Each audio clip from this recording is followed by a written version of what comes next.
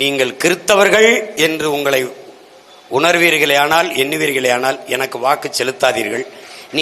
நாங்கள் இஸ்லாமியர்கள் என்று நினைத்தீர்களேயானால், நீங்கள் இஸ்லாமிய தலைவர்கள் சொல்லுகிற கோட்பாடுகள் அல்லது திமுக தான் நமக்கு பாதுகாப்பு, இல்லை என் தம்பி விஜய் அவர் கிறித்தவர் என்று நினைத்தால் போடுங்கள்.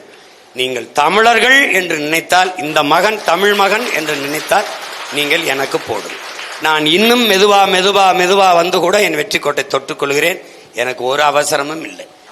இந்த இறைவன்கள் கடவுள்கள் தோன்றினார்கள் எங்களிடம் இருந்துதான், எங்களிலே இருந்துதான், எங்களில் இருந்துதான் எங்கள் சிவன், எங்களில் இருந்துதான் எங்கள் முருகன், எங்களில் இருந்துதான் எங்கள் மாயவன்.